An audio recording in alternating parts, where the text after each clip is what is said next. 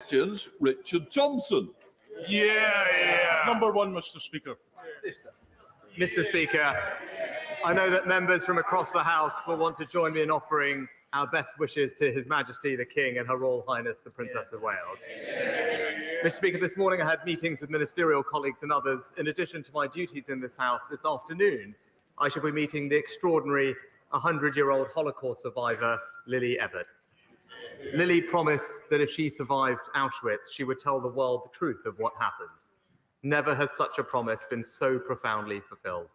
And as we prepare to mark Holocaust Memorial Day on Saturday, I'm sure the whole House will join me in reaffirming our promise to Lily that we will never forget the Holocaust and we will carry forward her life's work for generations to come. Richard Thompson.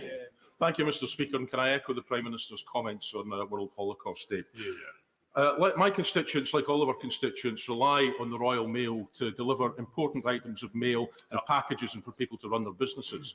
So they'll be very alarmed to learn of proposals from Ofcom that Royal Mail might be allowed to cut the number of days that they might be able to, that they will provide that service. Can the Prime Minister give a commitment to me here today that under his watch there will be no reduction in postal services provided by the Royal Mail in Scotland or anywhere else?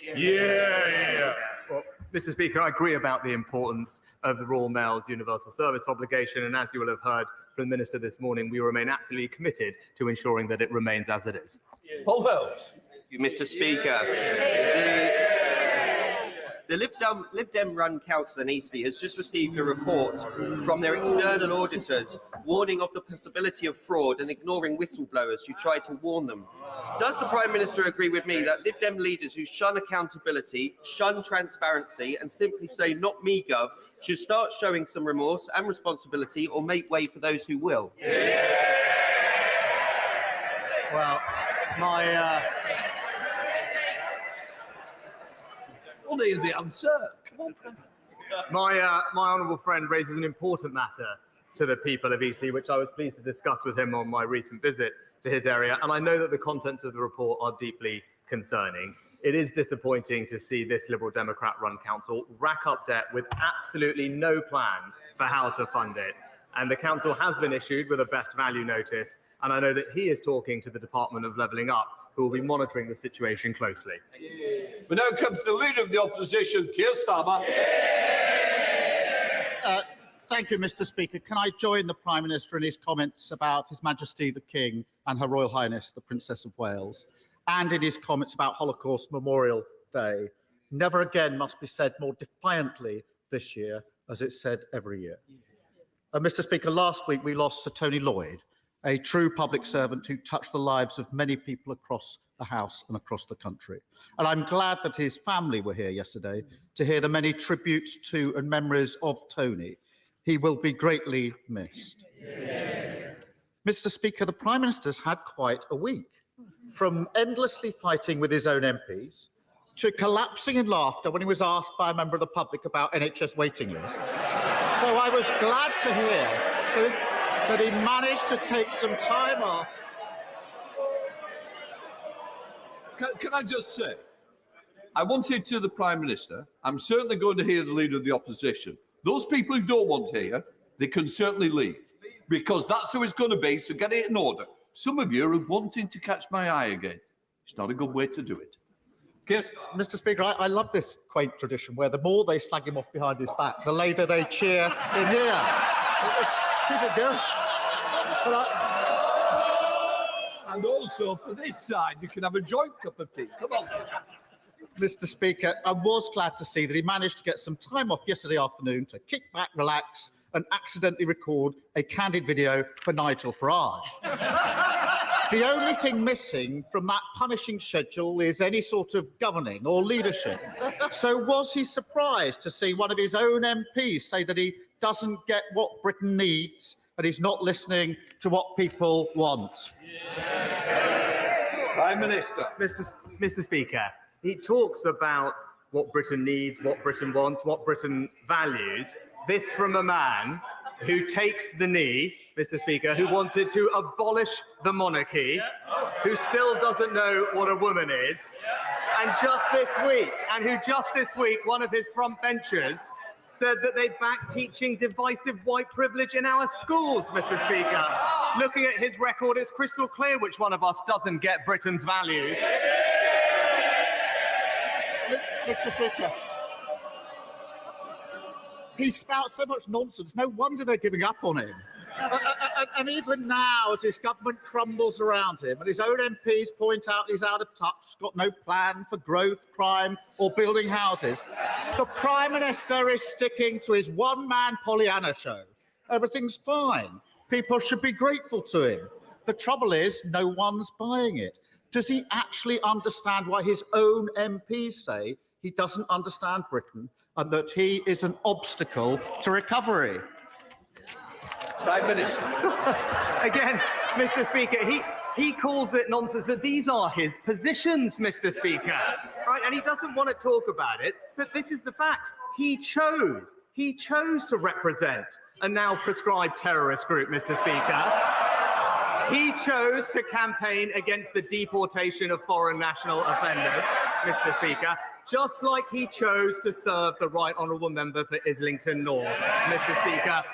That's his record, those are his values, and that is exactly how he should be judged. Mr. Speaker, in 2008, I was the Director of Public Prosecution, putting terrorists and murderers in jail. He was making millions betting on the misery of working people during the financial crisis. And we've seen this story time and time again with this lot. Party first, country second, safely ensconced in Westminster, they get down to the real business of fighting each other to death. The country forced to endure their division and chaos, the longest episode of EastEnders ever put to film. Meanwhile, this week we discover that Britain is going to be the only major economy that no longer makes its own steel, that the government is handing out £500 million to make 3,000 steelworkers redundant, and that the parents of thousands are being told that his free childcare promise is nothing but a mirage. Isn't he embarrassed that the Tory party is yet again entirely focused on itself? Mr. Speaker, yet more sniping from the sidelines. Yeah, you can see. You can see exactly why Hizb ut-Tahrir hired him in the first place. But he wants to talk about these things. Even his own party are now realising that he simply doesn't have a plan for this country, Mr. Speaker. The member for Dagenham and Rain has said it's difficult to identify the purpose of his leadership. And long-time celebrity backer Steve Coogan recently said he licks his finger, sticks it in the air, and just sees which way the wind is blowing. Even Labour Party know, Mr. Speaker, he's not a leader, he is a human weather vane.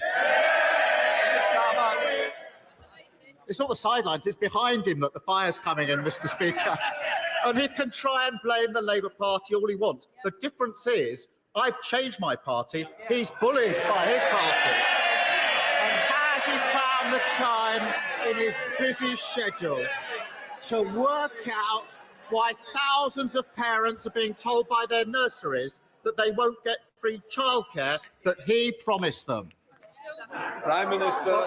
Mr. Speaker, let's see what his party is offering the country. Right, so we all know, Mr. Speaker, he doesn't have many ideas for our country.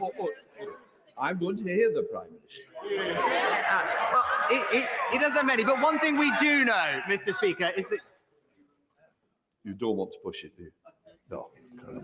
we do know that he's committed to his 2030 decarbonisation promise, Mr. Speaker, which they say will cost £28 billion. But I was reading about it this week. He says he's changed the party. One of his team called it an albatross hanging around their neck. That might have been the Shadow Chancellor, maybe, Mr. Speaker. But he said they're doubling down on it. All this ahead of a crunch meeting, we're told this week, for them to work out how they're going to pay for it. I can save them some time because we all know the answer. Higher taxes for the British people. Mr. Speaker, there's only one party that crashed the economy. They're sitting right there. And Oh, Mr. Holmes, you've had your question already. Obviously, you don't want to remain for the rest. Keir Starmer. Here's Mr. 25 tax rises. And he's got nothing to say on childcare. Millions of families will have been listening for an answer, and they got absolutely nothing. He announced that scheme a year ago, claiming it would get 60,000 parents back into work. Only on Monday of this week did he notice there was some, in his words, practical issues with that. 8 weeks before its launch, parents can't budget, plan for work, or make arrangements with their employers. And the Prime Minister's response is to say, it's all fine, it's the fault of the Labour Party. Is this merely a practical issue, or is it yet another example of him simply not understanding how life works for other people? Mr. Speaker, we're delivering the biggest ever expansion of childcare in this country's history, Mr. Speaker. But while millions of parents will benefit from that, again, it's right that he should come clean with them about the cost that his plans will impose on all of them. He goes on and on about the Green Promise, Mr. Speaker. He says he wants to keep it. He says he wants to keep it, but he doesn't have a plan to pay for it. What he's really saying is he'll scrap the borrowing associated, but he wants to keep the £28 billion of spending. So for all those working families who are benefiting from our free childcare, he should come clean with them now. Why doesn't he come clean with them now? Come clean with them now and just be clear. His plans mean back to square one and higher taxes for British people. Mr. Speaker, making steelworkers redundant and failing to provide childcare is not a plan, Prime Minister. It's a farce. It's a farce. And he may soon discover that with childcare, there's an IT problem. Nurseries haven't got the spaces. They haven't got the staff. There's a black hole in their budget, and it's 8 weeks to go. That isn't a plan. And families across the country, well, they can laugh all they like. Families are making plans now. They laugh at it, of course they do. Families are struggling with a cost of living crisis, trying to work out the household budget, balancing spiralling mortgages, prices and eye-watering bills.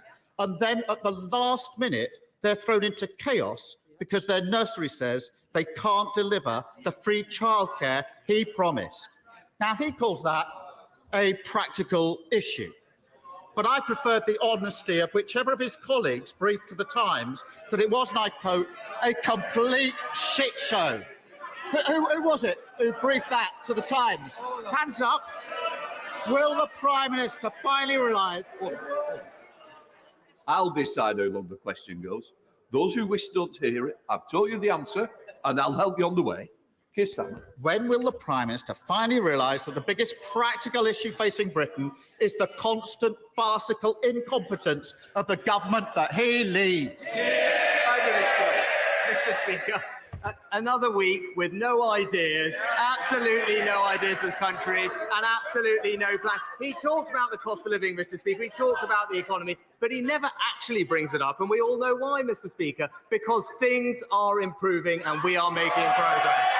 Wages now rising, Mr. Speaker, debt on track to be reduced, and inflation more than halved from 11% to 4%, because he actually knows that our plan is working and that his £28 billion tax grab will take Britain back to square one. And that, Mr. Speaker, is the choice. It's back to square one and higher taxes with him, or a plan that's delivering a brighter future with the Conservatives.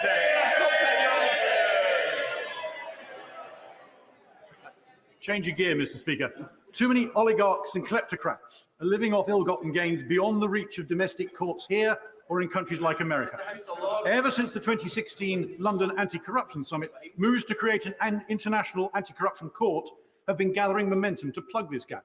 It already has support from countries like Canada, Holland and Nigeria, and would fund itself from the fines it charged. Will this government take the lead in getting it underway, ending impunity for these crooks once and for all? Well, can I firstly pay tribute to my honourable friend for his work on this issue? As I'm sure he'll appreciate, establishing a new bespoke institution is a significant endeavour, but I know he's discussed it with the Foreign Secretary, who will look at the proposals in more detail. And in the meantime, as he knows, our Economic Crime Act has a raft of new measures to crack down on dirty money, and we will shortly be publishing our second anti-corruption strategy. Will set out ambitious plans for combating corruption, both here at home, but also internationally. SNP leader Stephen Flynn. Mr. Speaker, last night, as Tory MPs were once again fighting amongst themselves, the public were sat at home watching John Irvine of ITV News report on footage from Gaza of an unarmed Palestinian man walking under a white flag, being shot and killed by the IDF. Prime Minister, such an act constitutes a war crime, does it not? Mr. Speaker, we've been absolutely consistent that international humanitarian law should be respected and civilians should be protected. I've made that point expressly to Prime Minister Netanyahu, and the Foreign Secretary is in the region this week making exactly the same point. Stephen Flynn. Mr. Speaker, I don't think it's unreasonable to expect the Prime Minister of the United Kingdom to rise to that dispatch box and tell the people of these Isles and elsewhere that shooting an unarmed man walking under a white flag is a war crime. Now, in recent weeks, this House has acted with urgency and intent following an ITV drama. The question is, will this House now show the same urgency and intent following this ITV news report? And finally, back a ceasefire in Gaza.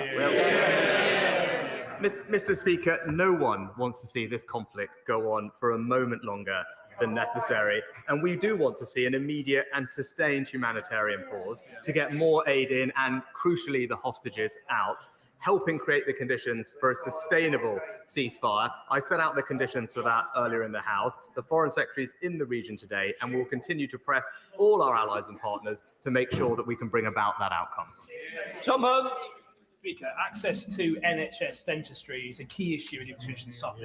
Locally, actually, we've done something about it. The University of Suffolk and the local NHS deserve great credit for establishing a new dental centre, which is going to carry 18,000 hours a year of NHS dental appointments. However, a source of great frustration for myself and a number of constituents is that many people who train to be a dentist at university for 5 years and have their training heavily subsidised can immediately go private or actually go abroad without giving anything back to the NHS. It seems wrong to me. Would the Prime Minister support the view of many of my constituents that for, say, 5 years, they work in the NHS, they give something back, and this will make a huge contribution to this problem? Prime Minister. Well, my honourable friend is a long-standing campaigner for better dental access in his constituency, and I congratulate him on the new dental centre that's opening, which I know he worked very hard to deliver.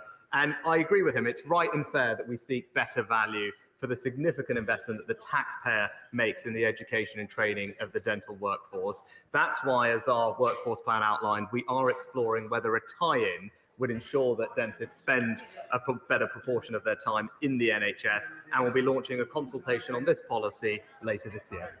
Colm Eastwood. Thank you, Mr. Speaker. In the week of the anniversary of Bloody Sunday, people in Derry are watching unarmed Palestinians being gunned down by Israeli soldiers. Over 25,000 people have now been slaughtered in Gaza. The Prime Minister says, and he said it again today, that he wants to see a sustained ceasefire. So my question is a very, very simple one. The next time there's a vote at the UN for a ceasefire, will his representative vote for it? Well, Mr. Speaker, of course we'll engage with all UN resolutions on their merits, and I've been clear, no one wants to see this conflict go on for a moment longer than is necessary. We do want to see an immediate pause so we can get aid in and hostages out, because the situation is desperate for many people there. But a sustainable, permanent ceasefire needs to fulfill a set of conditions, including Hamas releasing all of the hostages, Hamas no longer being in charge of Gaza with the threat of rocket attacks into Israel, and an agreement in place for the Palestinian Authority to return to Gaza to provide governance and services. The Foreign Secretary is in the region. Those are the principles on which we are working, and I believe those are shared by all our major allies. Sure. In 1859, Brunel opened his rail bridge over the River Tamar.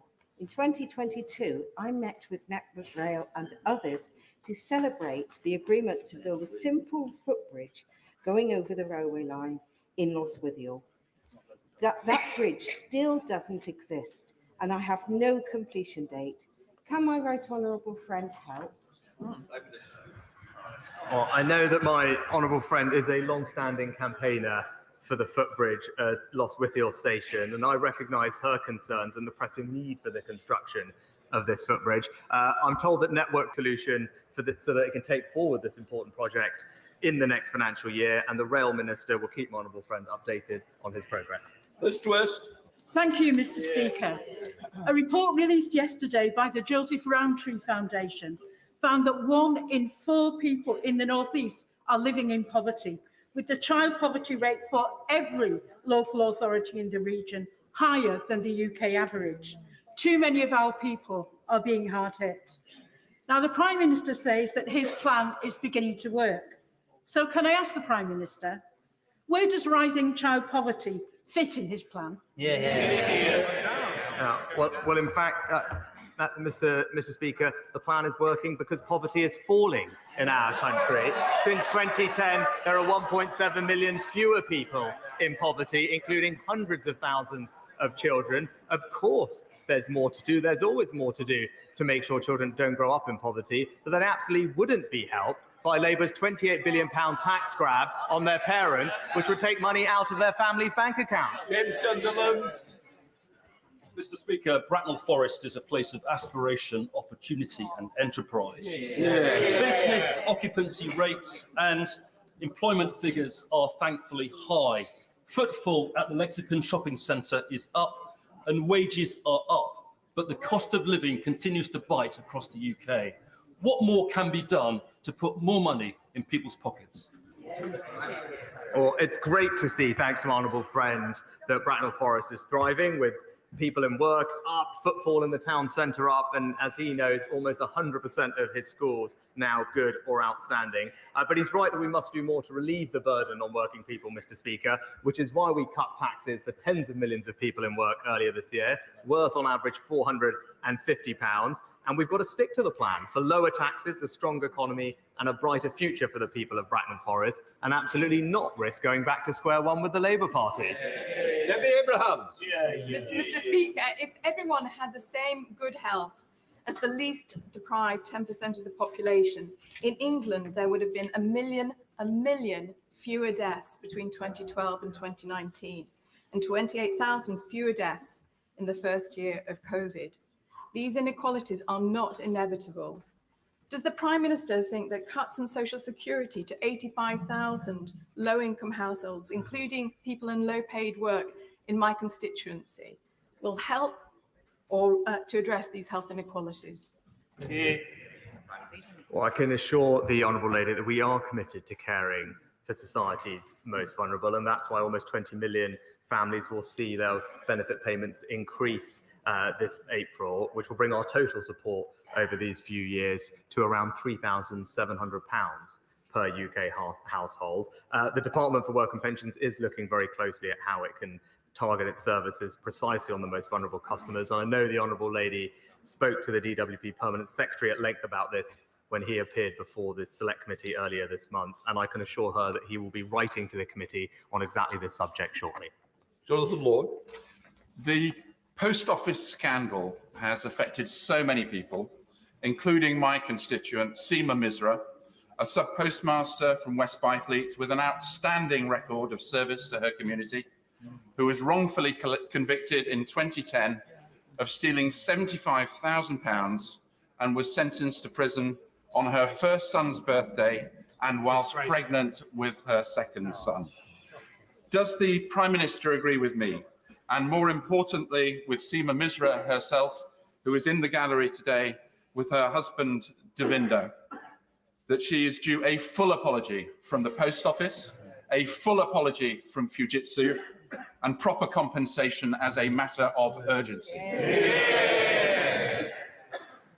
And I know my honourable friend has been a great support to his constituents over all the years and has fought relentlessly for the truth to come out. As I've said, the Horizon scandal is one of the greatest miscarriages of justice in our nation's history.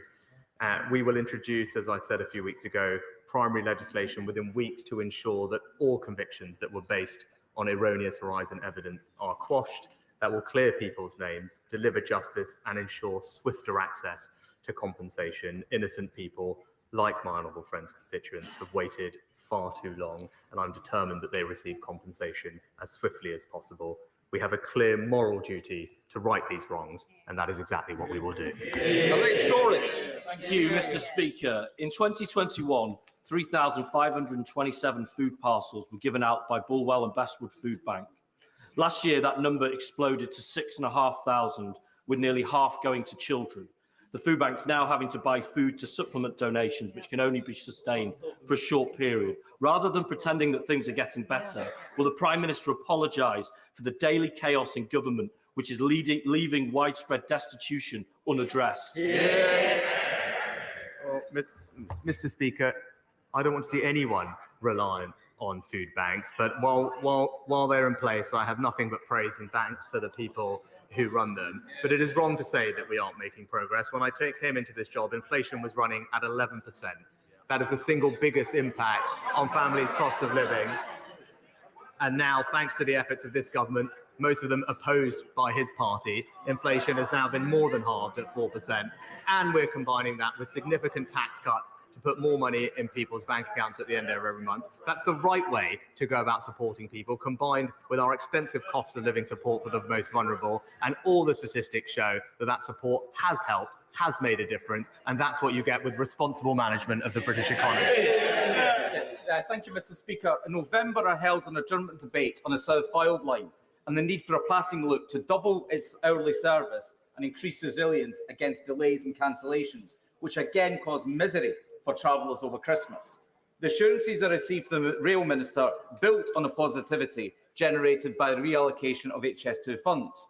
Since then, progress has been desperately slow, and my efforts to advance this critical piece of infrastructure for the people of Fylde has been frustrated.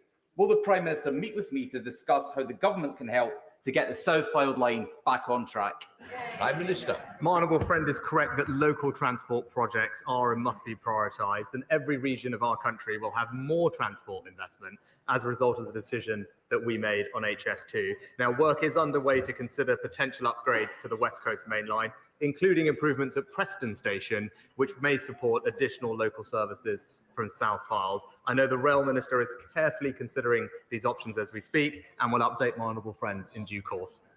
Leila Moran. Thank you, Mr. Speaker. Thames Water are a shambles. In the recent flooding in Oxfordshire, they were dumping sewage from 270 sites along the Thames in 1 week. There was waste backing up into people's homes because of drains that they had not unblocked, and they couldn't even refill their own reservoir because the rivers were too dirty. But rather than offer a rebate for this shoddy service, they are intending to put bills up for everyone by 60%. So will the Prime Minister explain to my constituents why they are being asked to foot the bill for Thames Water's gross incompetence?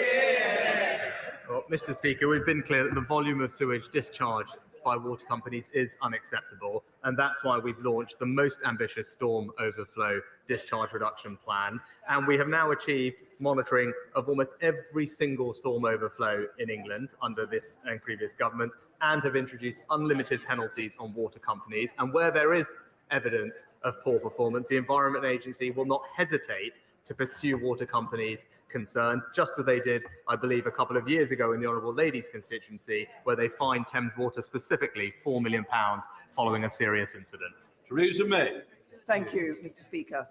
Yesterday, the Honourable Member for Knowsley and I published our report on TIDE, type 1 diabetes and disordered eating, a condition estimated to affect over a quarter of type 1 diabetics in the UK. It is life-shortening, life-threatening, and can lead to death. I'm pleased to say that Hampshire Integrated Care Board have already responded positively to the report. Will my right honourable friend ensure that the government not only looks seriously at the recommendations we have put forward, but acts on those recommendations, which would improve lives, and save money for the NHS? Can I start by thanking my right honourable friend and indeed the right honourable member for Knowsley for their important work on this issue. Of course, I know both of them speak from personal experience. And as she says, it is important that people get the treatment they need. The Health Secretary will, of course, consider the report. And the NHS has already been piloting services to support those with this condition, as she's aware of. And I understand that the NHS is also now expanding pilot sites to every region of the country so that even more people can benefit from the appropriate integrated care. Adam Kaiser. Mr. Speaker, we entered 2024 with starvation and famine as acute as ever across the globe, much of it caused by the climate crisis. Yet at present, the world's worst hunger crisis is in Gaza, created by Israel's ongoing siege. The Integrated Food Security Phase classification has found that of 600,000 people facing starvation globally, 95% of them are in Gaza. Mr. Speaker, starvation used as a weapon of war is a war crime. The Israeli government has the power to end the starvation crisis by ending the siege of Gaza and opening all crossings. Does it not, Prime Minister? Mr. Speaker, I've been absolutely clear that we are incredibly concerned about the devastating impact of the situation in Gaza on citizens. That's why we have tripled our humanitarian aid for this financial year to the region. And, as I said in the statement yesterday, are working with partners such as Jordan and the United States to open up new aid corridors so we can increase the supply of aid getting in to those who desperately need it. William Cates. Thank you, Mr. Speaker. This morning, the press reported the tragic case of a 14-year-old girl who took her own life following horrific social media bullying, including on TikTok and Snapchat. Since 2010, across the English-speaking world, there's been a marked increase in poor teen mental health, teen suicide attempts, and children addicted to pornography. The United Kingdom has a strong tradition of legislating to protect children from serious threats to their safety and welfare. So does my right honourable friend agree with me that it's time to consider banning social media and perhaps even smartphones for under 16s? Well, Mr. Speaker, my honourable friend is absolutely right to highlight the impact of what happens online on our children, and that's why our Online Safety Act tackles both criminal activity online and protects children from harmful or inappropriate content such as bullying or the promotion of self-harm, accessing pornography, and also exposure to eating disorders. Ofcom are now rightly developing and consulting on the guidance and the codes of practices for how those platforms will meet their duties, and if they don't clean up their act, then Ofcom will be able to impose fines of up to 10% of global turnover on the social media firms.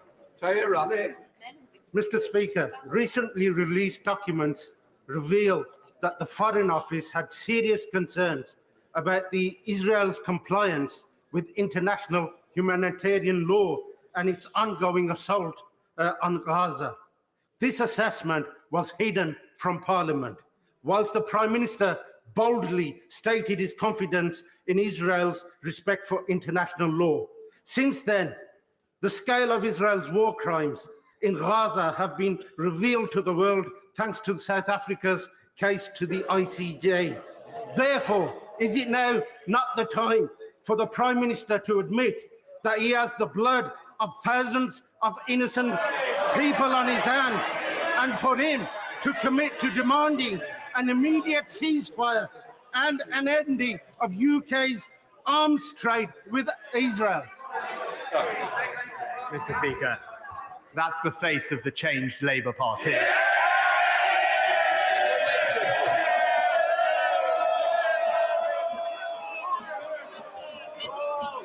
Can I start by thanking you for commissioning the Holocaust Educational Trust exhibition in Portcullis House and for your personal, unwavering commitment to Holocaust remembrance.